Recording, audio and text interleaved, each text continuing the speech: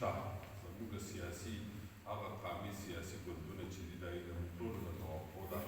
بله دا ده چې هغه ژبه چې کومه ژبه د نصاب ژبه وي کومه ژبه د مارکیټ ژبه وي کومه ژبه د عدالت ژبه وي کومه ژبه د میډیا رسنۍ ژبه وي نو هغه ترقي کوي او زموږ ژبه چې ده تاسو وګورئ چې په کوم مقام ولاړه ده تقریبا د 8 کروړو نه زیات خلک پښتانه موجود دي څوک وایي چې 10 کروړو ته رسېدلي دي دغه 10 کروړه پښتانه چې دي نو په دې کې که څوک ګیلې مېلې کوي چې یاره خلک د خپلې ژبې د اهمیت او ضرورت او د هغې د زور نه دي خبر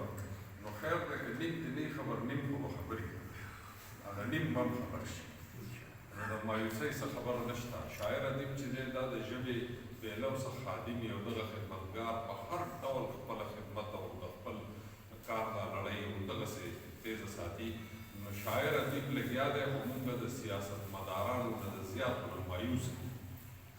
زمونږ دا څو قومي مشران چې دي د دې نه علاوه زمونږ نور سلطانان چې دي نو هغوی په دې اړه پوهېږي نه چې ژبه څه شی دی او د ژبې دپاره څه کار پکار دی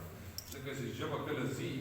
چې کله موږ پردۍ ژبه وایو د پردۍ ژبې سره پردی مذهب وایو پردي روایات وایو پردي اتلان وایو پردی تاریخ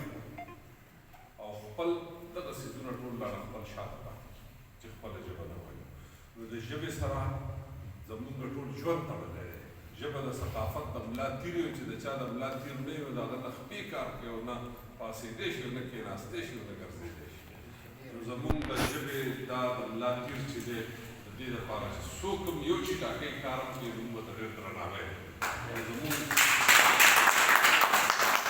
کوم سیاسي ګوندونه چې په دې پوهېږي نو هغوی ته ډېر احترام